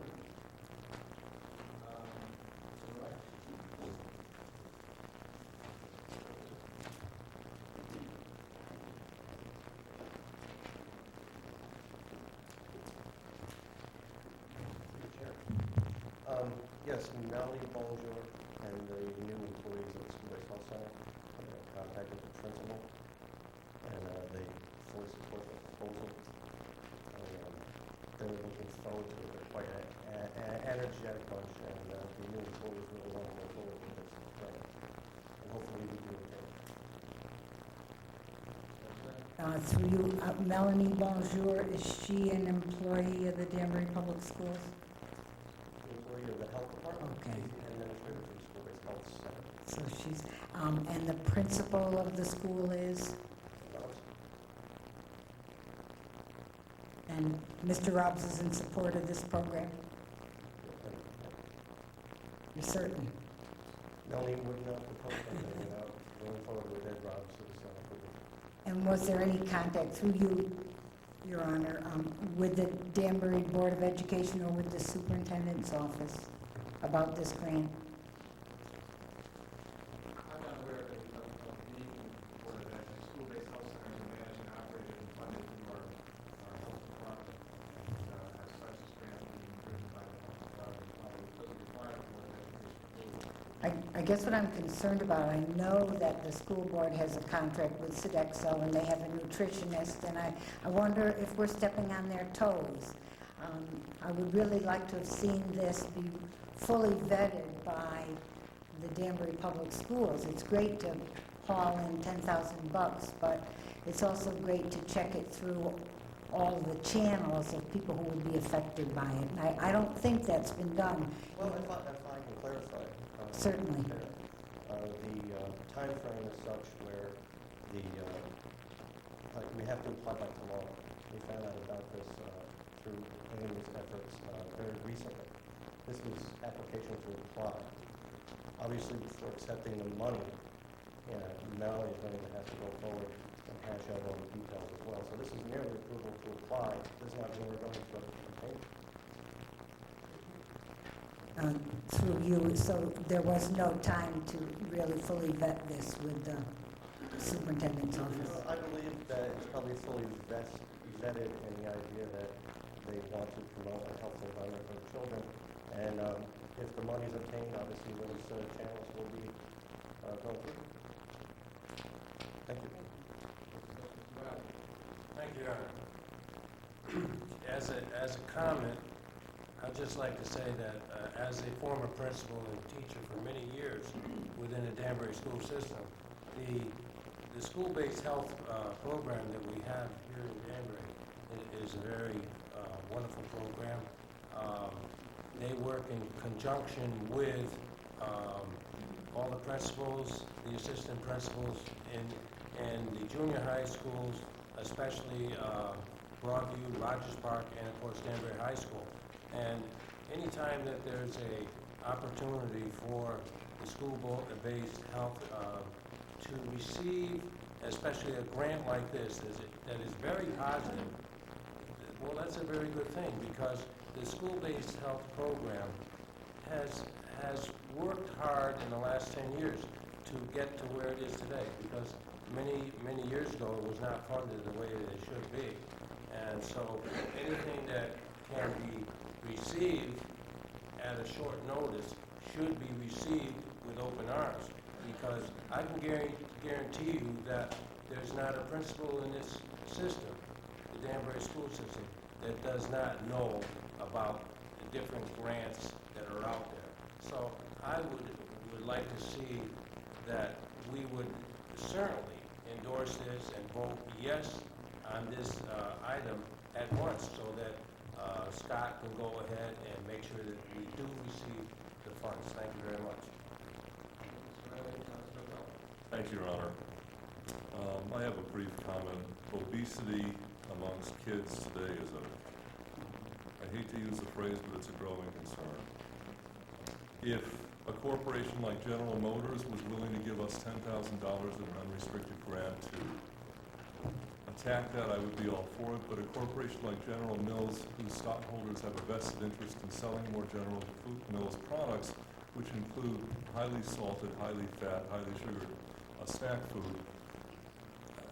it's something that I would be concerned about. There's a line here in one of the paragraphs about how they're going to use passive and active teaching or learning techniques with a captive audience of little children at the middle school, and I would be more comfortable going over the learning material before allowing a program like this to proceed. I know we had issues with the Coca-Cola machines in the high school. The citizens banned those. And I'm not casting aspersions at General Mills. This could be unrestricted. They could be teaching kids to eat sunflower seeds and lettuce. I don't know, but I haven't seen the material, and I would be a little uncomfortable voting for it. Notwithstanding the fact that we need the money, I'm a little leery of the closeness between this particular corporation and the type of grant. Thank you. Thank you, Your Honor. I guess my question's for Scott and Roy.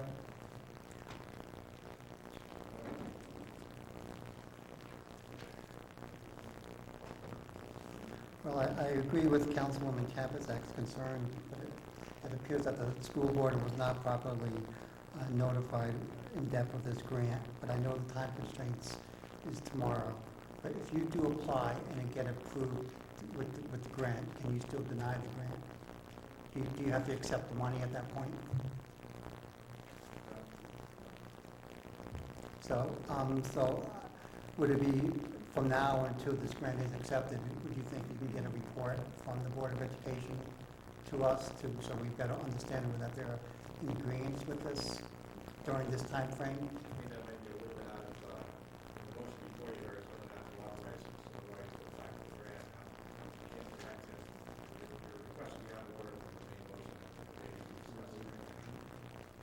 Well, I don't want to refer this to an ad hoc committee to discuss this in fully, which I will do, but that'll actually kill the actual, and I don't want to have to do that.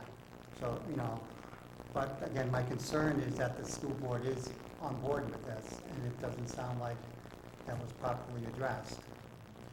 I mean, there was a lot of hesitation whether they weren't or they were. I mean, if I may, I don't believe that the Board of Ed, with all respect, actually reviews everything that goes on inside the schools, school-based health center. So to request that would be going out of normal working procedures. When the Board of Ed decides to fund their school-based health centers, is that the equipment? so again, then I do have a question regarding the actual implement of the grant itself. Is the actual classes during school time? Yeah, there's education during lunch hour and also some after-school programs which this fund will help fund because we do run on the text string project and can't afford it extra hours. So you will, through the mayor, so you will need some type of approval from them to implement this program in the school during the lunch hour time frame? Absolutely. So, that approval usually comes from the principal who's in control of the school. And if the principals are against this type of program, they could reject it. If they're against preventing children from learning about obesity and gaining more exercise, then obviously they can say no. Thank you. Through the chair, to you, Your Honor, actually. Who are the members of the Danbury Education Foundation?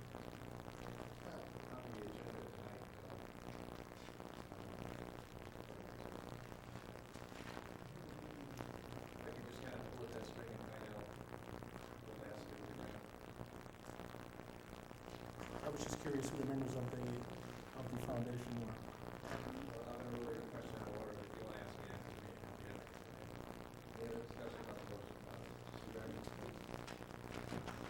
Thank you. I just have a question for you, actually. If we approve this thing and we are granted this program, does it not then go to the Board of Ed and they decide if it's acceptable? Well, yeah, our school-based health centers is driven by our health department. I'm sorry, I meant the health department. They're funded by the health department. Obviously, school-based health center broadly would not engage in any kind of curriculum without sign-off from Mr. Robbs, who then socialize that up with his chain of command. But clearly, all the funding, all the staffing is driven here in the city of Danbury.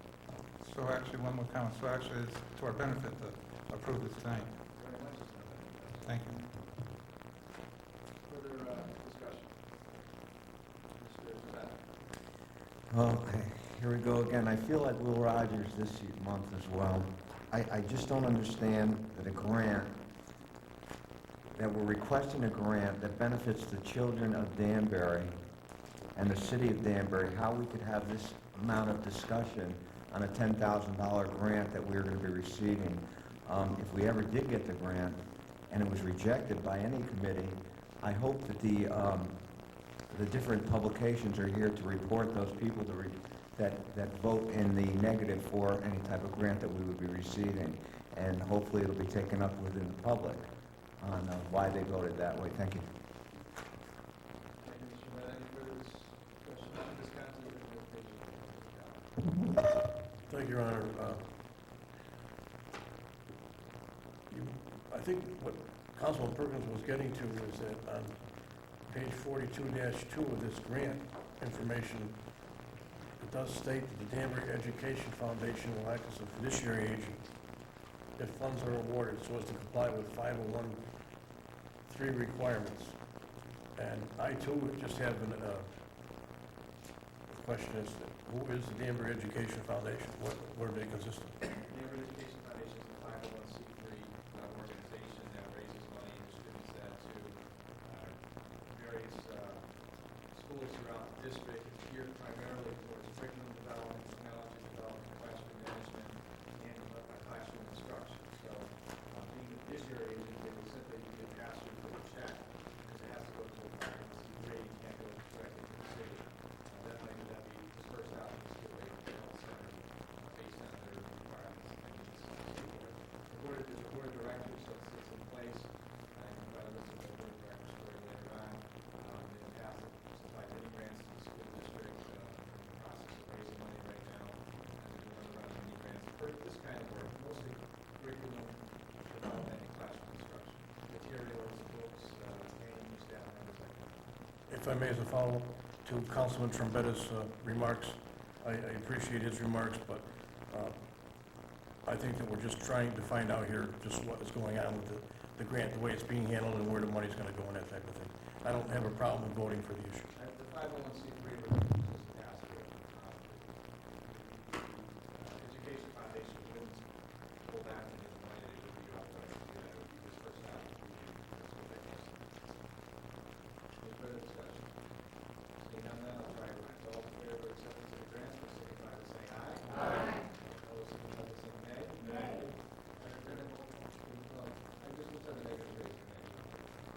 So Mr. Perkins in the negative.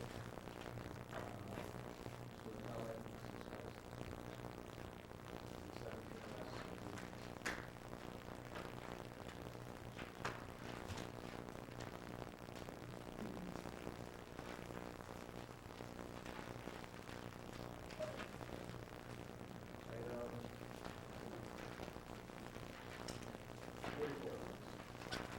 Resolution, Grenier Airport property acquisition.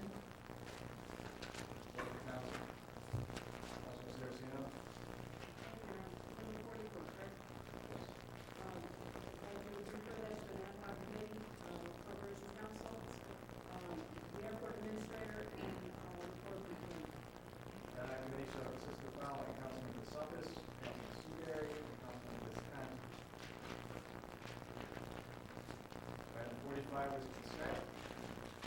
Item 46. Ad hoc report and ordinance Charles Ives Authority for Performing Arts.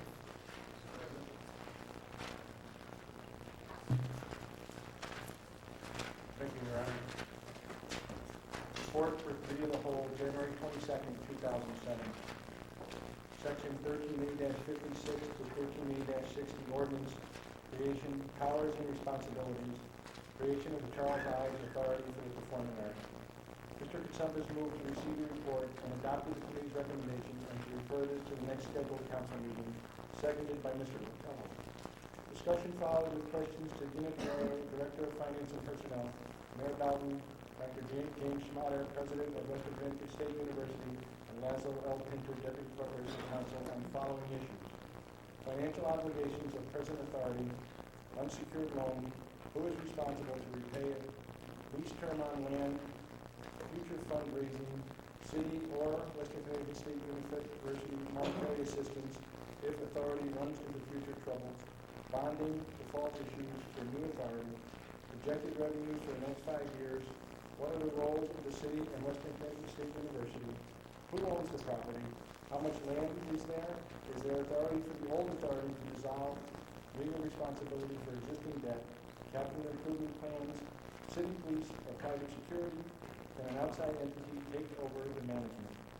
Further comments from Mayor Bowden and Dr. Schmatter on the opportunity this partnership will bring to expand the venue at the park, elevate cultural life in the city and at Western Connecticut State University, still needs to have private fundraising, which the 5-year lease agreement will help. This is a public partnership and a broader use of the facility. Mr. Riley moved the question, seconded by Mrs. Bassel. Motion carried with 12 yes and 8 no votes. Attorney Pinter explained the state was requiring 2 changes in wording in the ordinance in section 13A-56, paragraph B, section 1 and 2. They will be explained and discussed at the next council meeting. The original motion passed with 13 yes and 7 no votes. Mrs. Bassel moved to adjourn at 8:35 p.m., seconded by Mr. Johnson. Motion passed unanimously. Attendance and voting record is attached, respectfully submitted, Joseph Catholic President. Pleasure, Council. Councilman Katsoukas. Thank you, Your Honor. I'd like to make a motion to receive the report, accept the committee's recommendations on the ordinance, along with the 2 clerical changes as suggested by Corporation Counsel during the committee of the whole. Motion made and seconded by Councilman Seaver. Any discussion related to tonight's council part? Mr. James. A point of order, at the public hearing, Les Pinter was ruled that he could make his recommendation to the part of the record, so that needs to be presented this evening. So I'll ask Councilman Katsoukas to amend his motion to exclude the Corporation Council's amendments because they weren't presented correctly. Rule you out of order, Mr. James. Yes, if you remember back at the public hearing, the issue was there had been a motion on the table to move the question, which is not amenable, and that's why we ended up with this methodology. So Mr. Katsoukas' motion is in order, and is ready to be voted on. Further discussion related to this?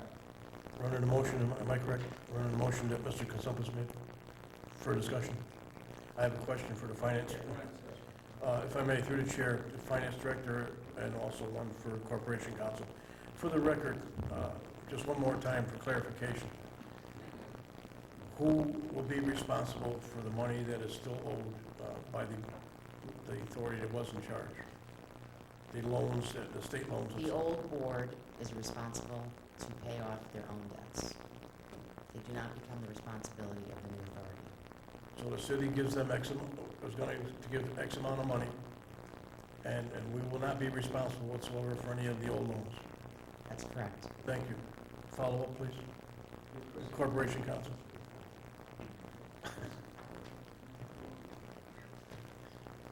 Again, if I may, for the record, liability to the city of Danbury once we get involved, if we get involved with the Ives Authority. I would frame it as not so much liability as benefits. The collaboration of the city of Danbury and the authority gives great benefits to the city, as was explained to the council before. Whatever liability there is comes as a result of actions that the city might take which are not authorized by statute. And we've read the statute, we understand the statute to provide, as it does for any public recreational authorities like this, the statute provides a collaborative effort, provides broad powers to the authority, together with joining with the municipality in allowing the authority to move forward and to do its work. So as far as liability is concerned, That would exist only if the municipality oversteps some authority, which, again, in our experience, really hasn't arisen with these kinds of entities before. Thank you.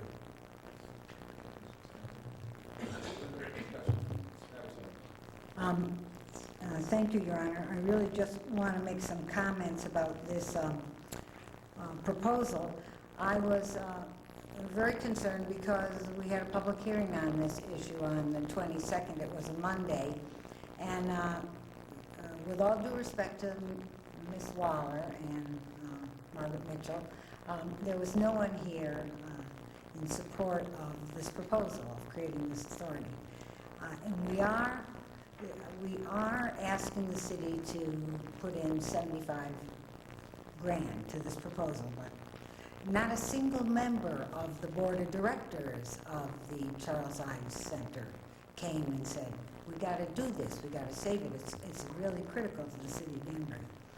The other thing I'm concerned about is the local banks that will be affected, Newtown Savings, supposedly not, because they have a secured loan for $153,000 on a single acre of property within the Charles Ives Center. And I can't imagine them being able to sell that, even if they foreclosed on it, to anybody but the Charles Ives Center. Who would want to buy an acre of land in the Charles Ives Center? You can't put a car wash there, no Dunkin' Donuts. I mean, not very valuable. But the other bank is Union Savings Bank. These are local banks. These are the banks that buy the signs in Rogers Park that support the ball teams, that go to the breakfast, that go to the mayor's ball. And they're really getting a big hit on this. So I'm very reluctant to support it. I'm sure there will be a majority of people who think it's a great idea, and I certainly wish the authority well.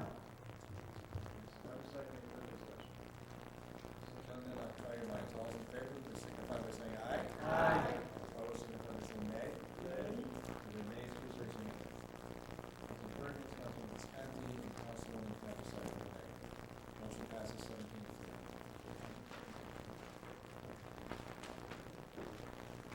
Item 47.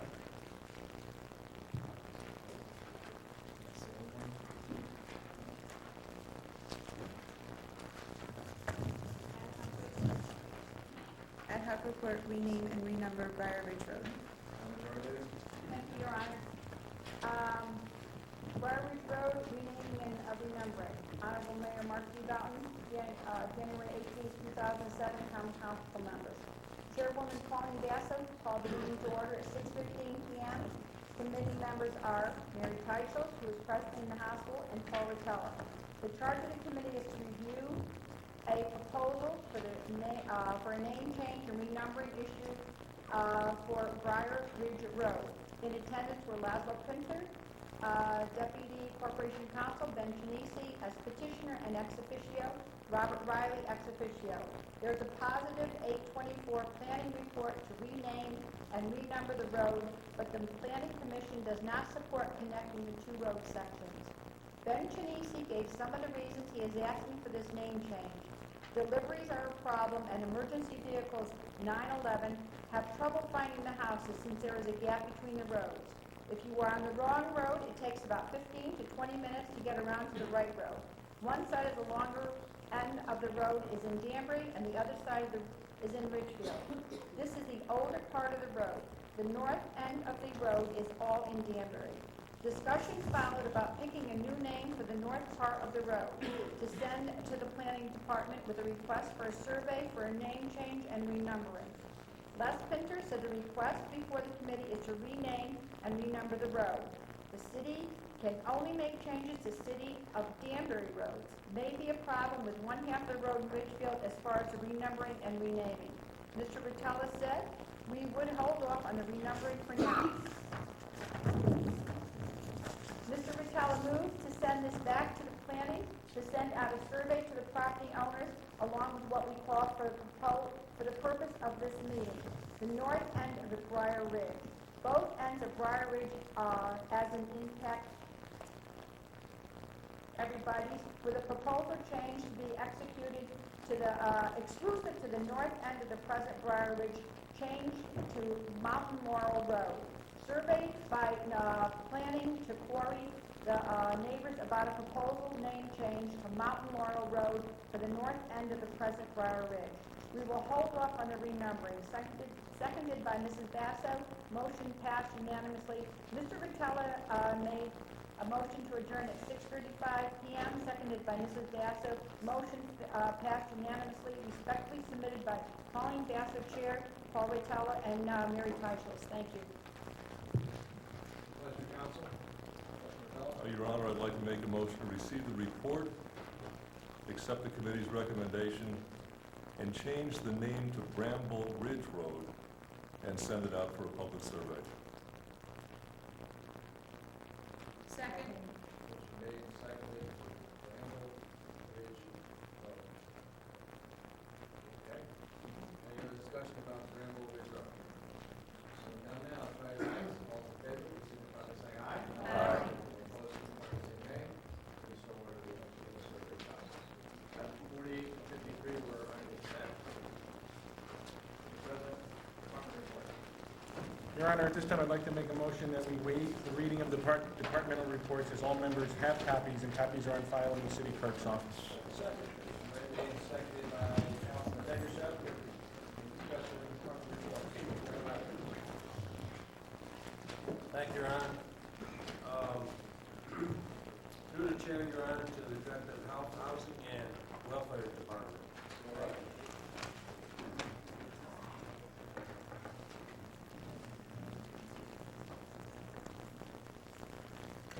Thank you very much. I'm just wondering if you have any stats yet regarding responses to the city line 311 and/or the Q alert system. Any stats coming in yet in terms of, people calling in, things like that? Absolutely. We do have stats in there. We're actually running that unit to the financial protection team. Right now, first month, we're running about 15 to 20 calls a day, about 200 a month, which is what we've seen in other communities when they roll out 311. Harvard, for example, was running about 200 calls a month. Each month, we see a growth rate of protection growth rate about 10 to 15% on those calls. The Q alerts generated going to thousands over the last 3 months. Some of them are very simple questions, others are more complex issues. We are developing a team to crunch that data, and what we'd like to do is provide, as part of the unit report, a monthly printout, these monthly calls that we see, how it's addressed and break it out in categories. We're still in the process of developing software. We think we'll do that next week, we want to start seeing it. And one other thing, I just would like to commend you and your entire staff, okay, of the Health, Housing, and Welfare Departments for their dedication and their professionalism, especially those times during the holiday season. And I think you should be very, very proud of what you and everyone concerned has done. And I really commend you for your efforts, and I'm very happy for you that you are the director in place and doing a great job. And I thank you again very much. Well, I do appreciate that. I'll relay your thoughts, and I have learned that the Department of Welfare does a wonderful job as well. I had my fingers crossed when I said that. To the finance director, please. Dean, in item 11, the plan of conservation and development, that 40,000, will it come out of this year's budget? It will come out of our contingency. And you were very kind to do a cost out for the 311. And I wanted to ask you about the, it looks like you charged almost 17,000 against City Hall Communications. Will we be able to pay our phone bills for the last quarter? I think we will. And the other thing, unit, 37,000 from salaries in unit. Are we down a position in unit? We do, we have a vacancy there, an assistant zoning enforcement officer, and we're using the accrual from that to fund this position. And the one thing I didn't see in your cost out was billboards and newspaper ads. And I know there were billboards and I know there were newspaper ads. My understanding is those were at no charge. They would be donations then. Not necessarily. They're public service announcements. The billboards are public service announcements? Billboards, we accepted donation last year, and might even be the year before, where Lamar would give us, as a condition of our agreement with them, would give us each year approximately 3 to 4 billion for various public service announcements. Do those donations have to come before the council? We already have. These billboards that are up now for 311? They're ours forever? We are allowed to use 3 to 4 billboards per year for public service announcements. And the newspaper ads? Those are Public service announcements. Thank you. Thank you, Your Honor. If I may, I'd just like to recognize someone who was here tonight hiding in the corner. And I don't know whether this is going to be his last meeting or not, but we're not sure about that. But anyway, I'd just like to congratulate him and wish him luck, whatever happens. He's done a great job for the city of Danbury. Our Fire Marshal, Barry Ricker.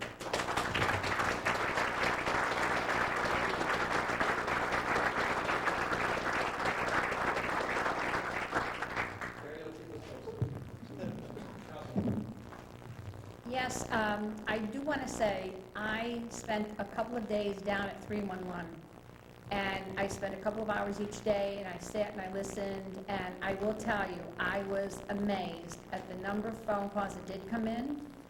The people that were there who answered the phone, they were very, very informative to the people. They gave them directions, and most of them were just directions, or when is the meeting, or who can I call.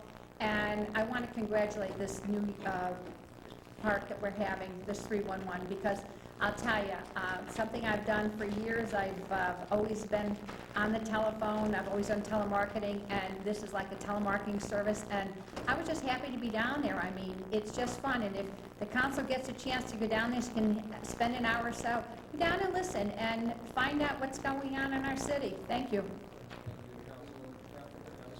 Yeah, I inadvertently called 311 when I was dialing 411, and they showed me I tried to ask for a phone number, and they were very helpful as well. So, Make your life a little better, Mr. thank you.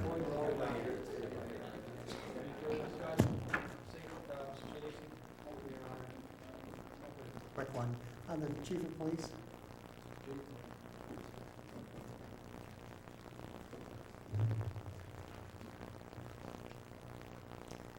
I've been noticing a lot of the new crosswalk signs, stop for pedestrians in the crosswalk. I've been noticing a lot more lately around the city. My concern is that people just don't stop. I know we all seen it, we all try to cross, and they don't stop for those signs. So my question is, what's the police doing to try to enforce that more? Because I'm afraid that someone will get hit, especially on Main Street when it's a 2-lane road, one car stops, and the other car just keeps going where you don't even see the pedestrian. And I was wondering, how many tickets have you given out for not stopping for crosswalk? I'm not prepared to tell you how many tickets, I don't know. Speaking of 311, we got a 311 complaint about that very subject today, and we're coming up with some different strategies for the downtown as the weather gets nicer, because we do realize it is a problem. Trying to get some people down there in the evening hours when we think we're having a problem. We're aware of it, we're working on it, but I can't specifically tell you tonight. Connor, a follow-up is, what's the procedure to get one of those put in place? Is that through your office, through the mayor's office? How does that come about for parking in those pedestrian signs? I know there used to be one on Deer Hill Avenue for the city hall employees across, but that's no longer there. So I don't know what the procedure is to have one put in place. Typically, we pick those up for the winter time for plowing purposes. It becomes problematic if it plows out. We redeploy them as soon as the weather warms up a little bit. They are a challenge though because they get knocked down. We have to run back out, put them back up. But we do refresh those 3 or 4 times a year. But we do take them out. If you have a specific location, you may call, do the best we can. The one I am familiar with is St. Peter's, and he's right about the challenge. Every couple of weeks it gets hit